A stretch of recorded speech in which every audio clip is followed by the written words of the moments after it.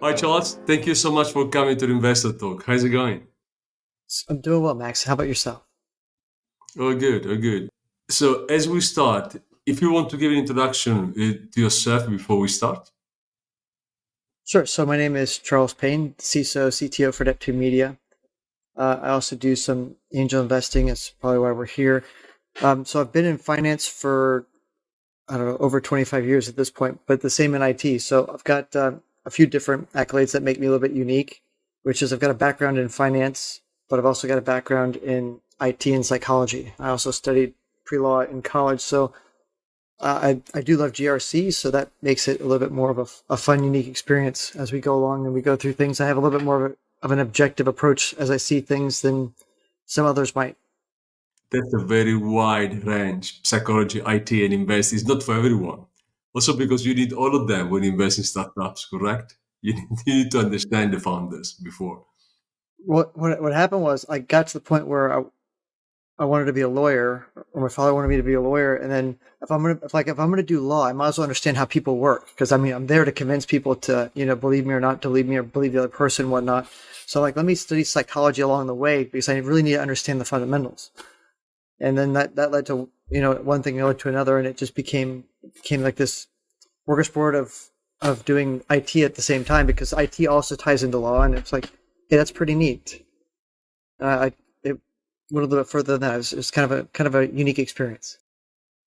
I believe psychology makes the difference. Of course, that's my point of view, but it does for me a lot. Understanding the people, it gives you pretty strong advantage, in my opinion. It gives you a very unique perspective, yes, because then you can understand a lot more of what people are really trying to say that they're not saying. So it gives you the ability to read some micro expressions to understand what they're really meaning. So you have a different view. I was on an investment call like 2 o'clock this morning until 5 o'clock this morning, and we were talking about all the different strategies and what they wanted to do and how they wanted to do it. And then at the end of the call, we actually recapped with the team, and then I explained to them what they were doing, what they were really saying that they weren't actually verbally saying. And they're like, "Yeah, I didn't get that. They're like, I didn't see that perspective." I'm like, "Yeah, the reason why they're asking for like this is because they're trying to do that." So at the same token that we're doing investments, I try to educate our team so they understand a little bit more about what the fundamentals are and how that all ties together. Because at the end of the day, my goal isn't to be like a one man bandstand. It's to duplicate myself, and I try to give a little piece of myself every time I have conversations with my team, so they understand a little bit more about what I look for and how I do it. So I'm trying to build and duplicate myself across my team. I mean, as we start, in which sector, stage, and geography do you prefer to invest? So I don't really have a specific geography. I mean, I like looking at any type of investment that's lucrative across the world, as long as they're friendly to the U.S. Because obviously I want to go there at one point in time to evaluate. So if they're not acclimatable to U.S. citizens, I typically don't invest there because it's prohibitive to what we're doing. But assuming that they're friendly, like the EU, European Union, whatnot, there's no other restrictions. In terms of ticket, how much do you like to invest? That's always an interesting question. That's always people's number one question to ask, and the answer always is it depends. Because it's like if I don't have enough, or if I'm not comfortable investing all of their minimum ticket or their maximum ticket myself, I'll call a couple other friends and we'll actually get into it together. And we do that because we want to get whatever's got the best value. So you tell me, $50,000 gives me 5% of the company, but if I put in $100,000, I might get 25% of the company because sometimes they get a little bit desperate and they need a little bit more money. I'm like, okay, so then can I do $100,000 myself? Yeah. Do I want to get partners? Because maybe at that point in time, that business isn't one that I'm very specifically knowledgeable in, like clothing, for example, or cosmetics. And then I have to go find one of my friends who might be more knowledgeable in like cosmetics or some type of other stuff that I'm not so fluent in. This is not my normal daily investment, but it's not to say that we won't invest there. But you are an early stage investor. Do you invest in mostly in pre-seed, seed? Which is the stage? So for me, I like pre-seed or seed. I mean, we might hit Series A. We typically never go past that, only because it doesn't align with our strategy. As you invest very early, which is I do believe is beautiful place to be, but it's very challenging. If you get right, you get really right. If you go wrong, you go absolutely wrong. because you must understand very much the founders before anything else. So when you invest, what actually you consider? The team, the product, the idea itself? How does it work for you? That's a great question. So for me, I while the team does play a part in it, I look for what's unique and if they have any IP. If they have IP, then at that point in time, I'll make sure that if the company goes wrong and goes south, I'll own the IP. At that point in time, I'll be able to recover my money. And that's where I focus on. If they've got anything that's unique, if they have intellectual property, so IP stands for intellectual property for the viewers if they don't know, but I look for something that's unique, if they have patents, if they have other patents pending, and so on and so forth, because I want to have that advantage. I want to have that type of license to sell, so I'll be able to have some way to get my money back, even if the company doesn't work out. That's one of my number one driving factors. Well, there are companies where IT, for example, platforms, e-commerce, all these kind of companies, actually they don't have a proper IT. Many times they take the IT in outsourcing. So you don't look at these guys? So I do look at if they do e-commerce, for example, then I would look at who's their CISO, who's their CTO, and do they have a proper procedure for PCI DSS in place? Do they do they align to those type of frameworks? And the reason why I ask isn't because I think compliance equals security, because it doesn't. But at least if they have a start, or if they had a handle on it, it gives me a little bit better of a feeling that, okay, it's not a waste of time. Maybe there's something here. And I say that only because, for certain rules with Visa, MasterCard, American Express, Discover, if you're the reason of the breach, you're responsible to pay back the credit card issuers the amount lost. If you lose all the customers' credit cards and they charge $1 billion worth of charges, now your company's financially responsible for that $1 billion of lost profits due to you being breached. That's where I'm like, oh, okay, so that makes it a little bit more tricky. And that's why I audit based on the severity of the risk.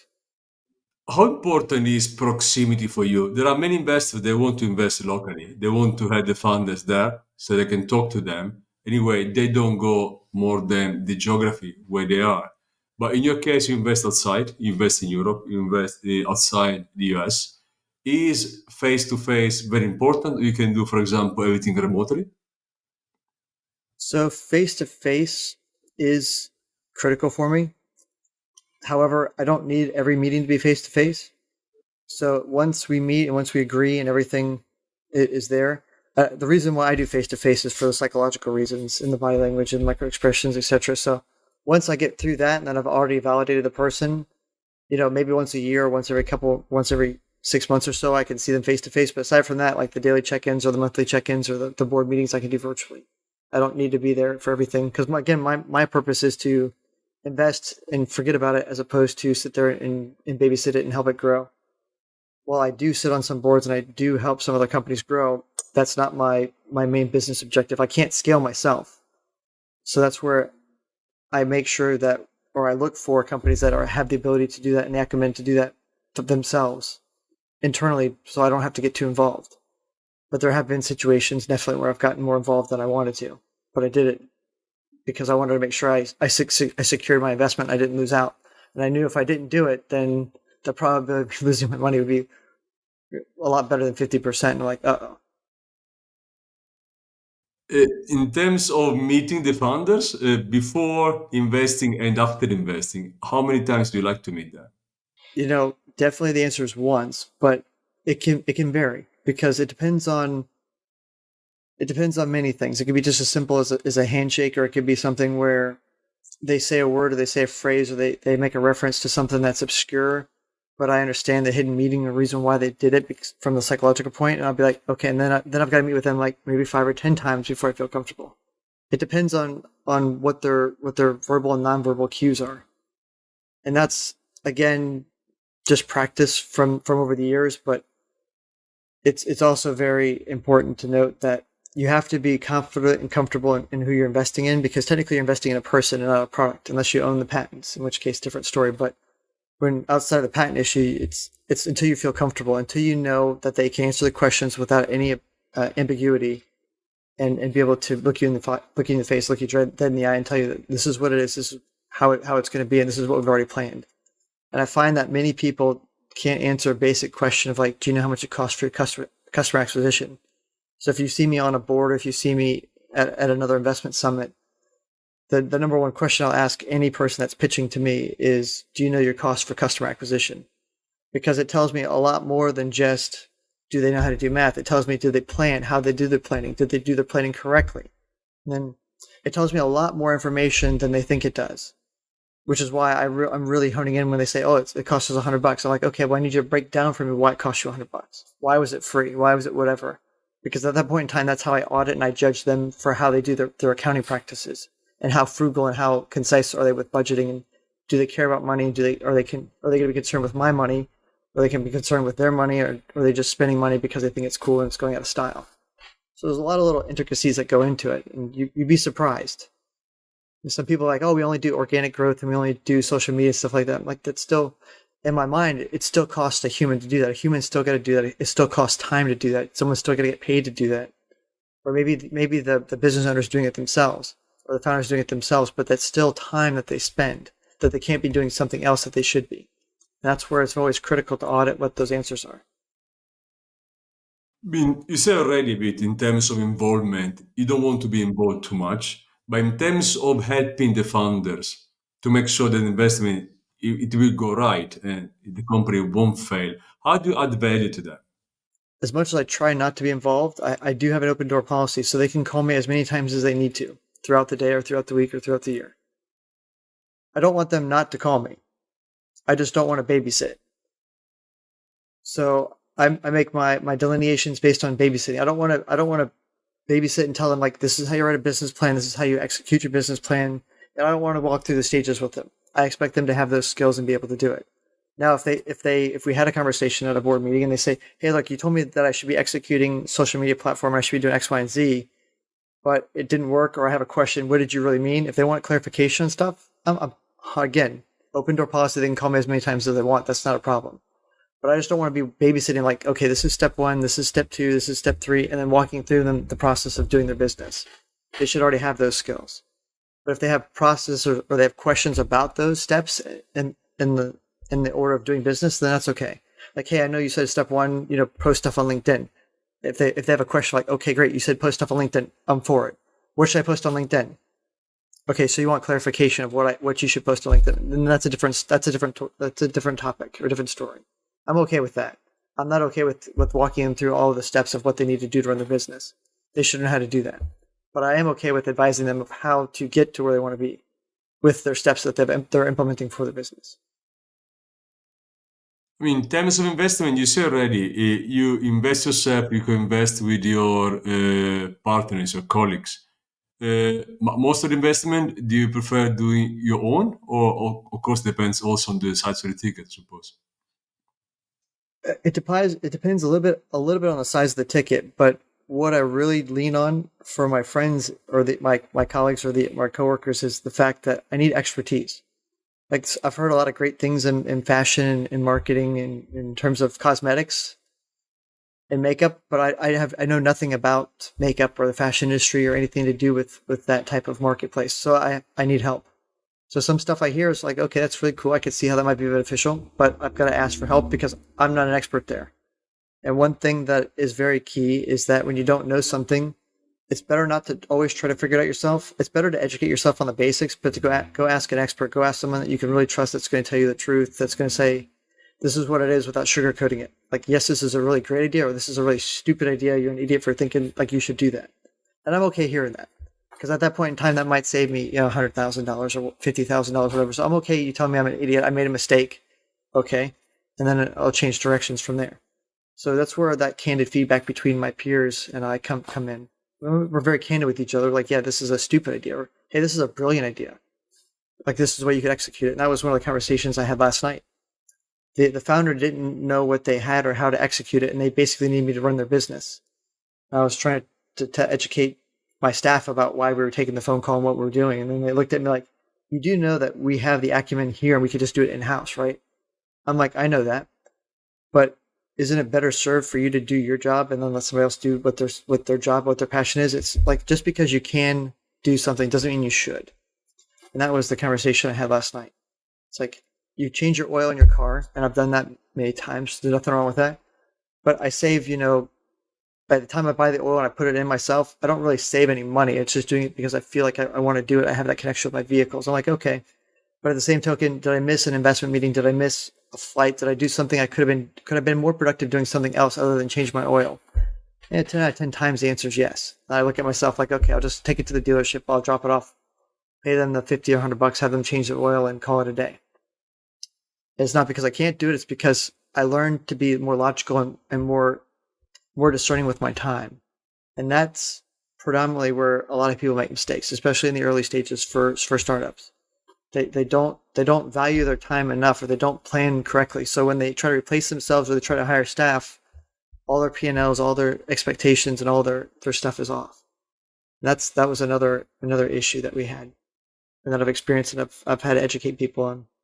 After investing, do you have the funders for the follow-up round, if any will come, with your network, your expertise? Yes. So in short, yes, I do. We actually host an investment summit, but we also host a cybersecurity summit. So if the companies are part of an AI, cybersecurity, or fintech, they would be welcome to attend our summit, which is where they would find most of their clients. Now at the back end, the last day and a half of our summit, which is the 19th and 20th of June this time, is our investment summit. So not only would they get the opportunity to pitch to clients, but they'd get the opportunity to visit and talk to other investors that are in the CISO group.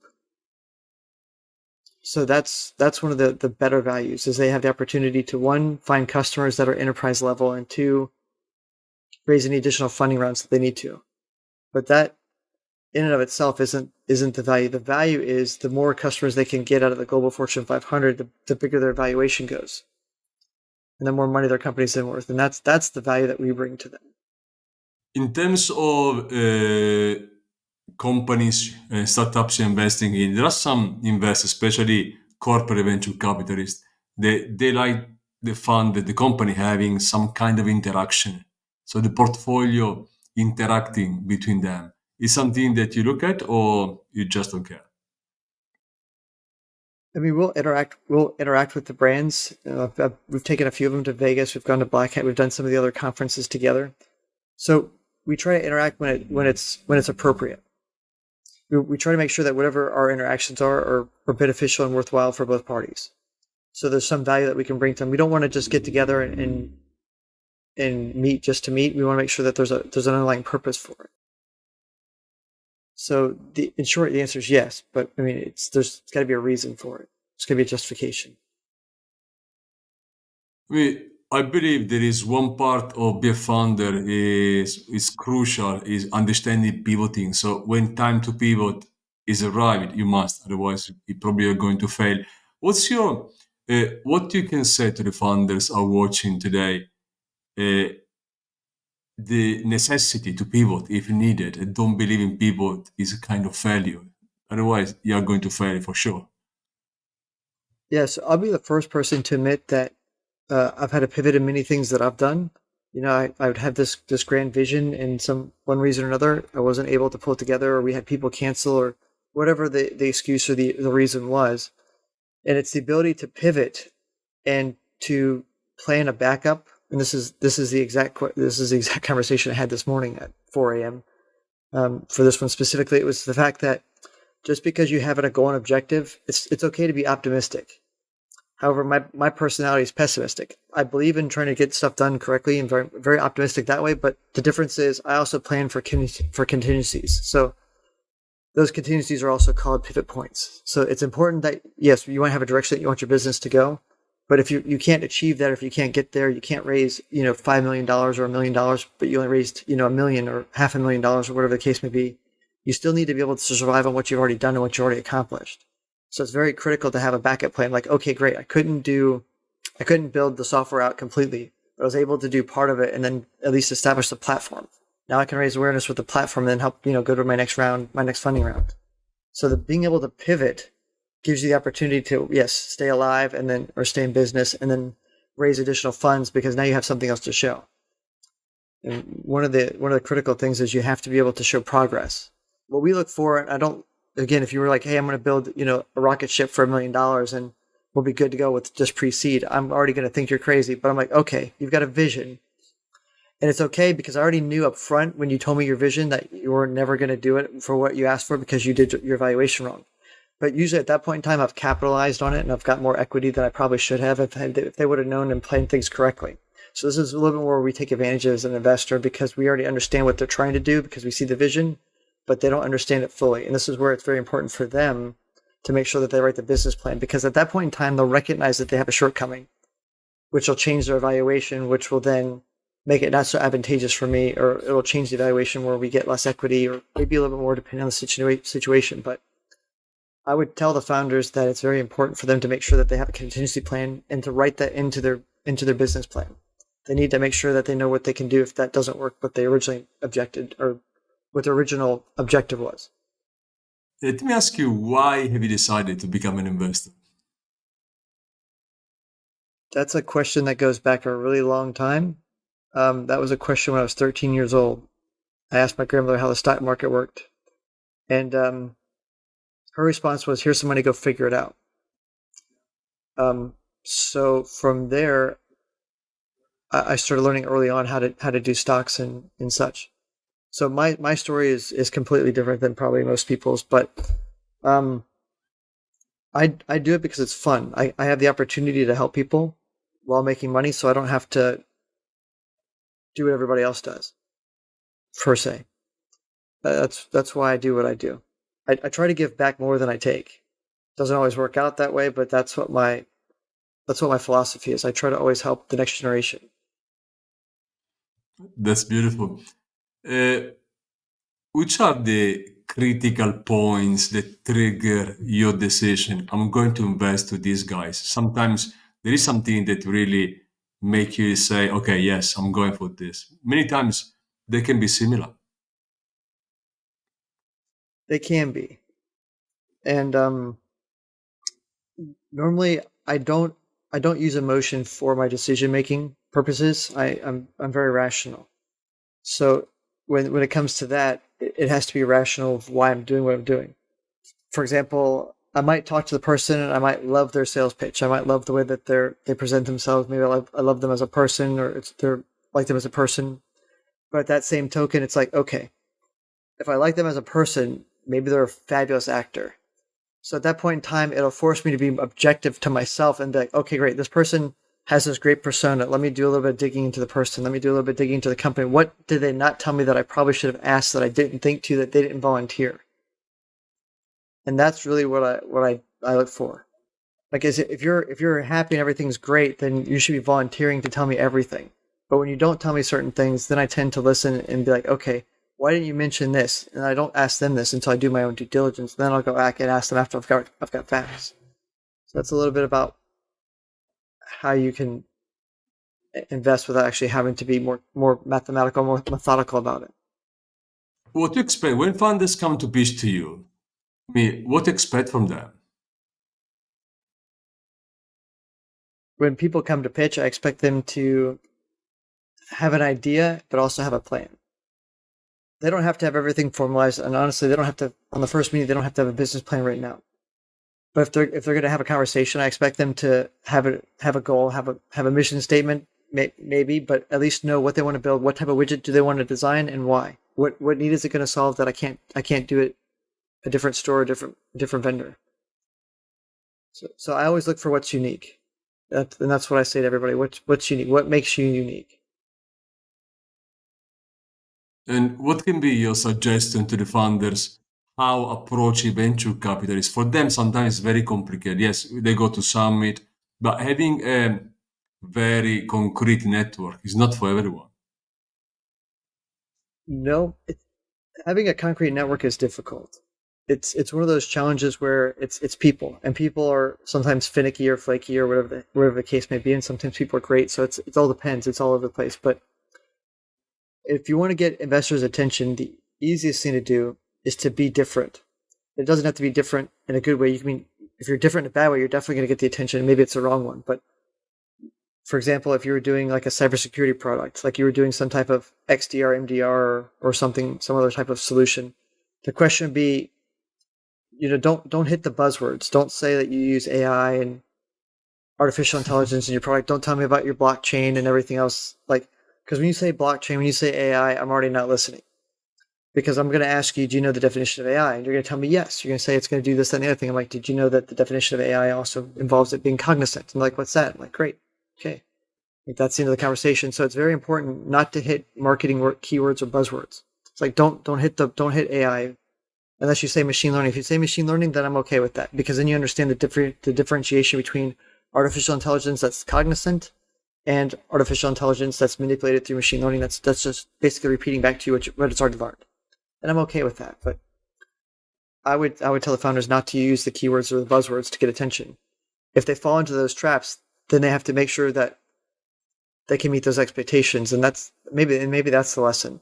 If you hit those keywords or those buzzwords, you better make sure that you can deliver something that's very unique that nobody else can. Because if you hit those words and you say, hey, look, I've got artificial intelligence, it better be able to talk to you and have a conversation like a person. Otherwise, you use the terms incorrectly and you shouldn't have said that. And I don't want to listen anymore.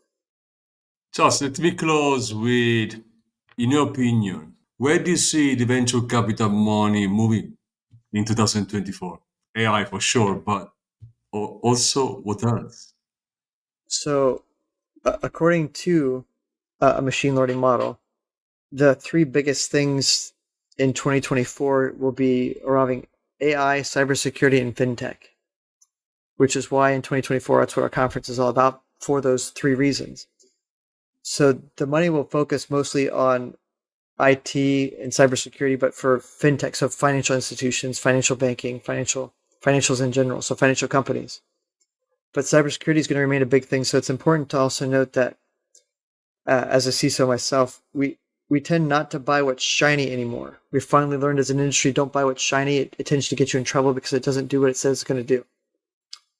So we start to buy stuff that's more tried and true. So it's where the founders need to be very critical and very careful when they talk about buzzwords, not to hit them. Now, if they want to talk to me about a distributed ledger for blockchain, then that's great. But if they try to tell me blockchain and just assume that I'm going to know distributed ledger, then that's completely wrong. I'm going to ignore what they're saying. So it's very important to talk about what they do and not use the buzzwords about what they do. So don't use AI as the acronym and say that, we do AI and blah, blah, blah. Tell me about the way your machine learning works. Tell me about the way your models work. Tell me the way the product works. And then I'll come to my own conclusion, like, oh, it uses AI or it uses some deviation of machine learning. I'm like, oh, okay, great, get it. But if you sit there and you try to hit all the buzzwords, it's going to be really bad, because you're going to set the expectations really high, and you don't even know that you did that, and then you're going to fail because you set the wrong expectations in your marketing. And that's where people make the mistake. They have the wrong metrics. They have the wrong perceptions, the wrong ideology. That's just a problem. Charles, thank you so much for coming to the Investor Talk. It's been an absolutely pleasure for me. Thank you. Thanks for having me, Max. I really appreciate the time.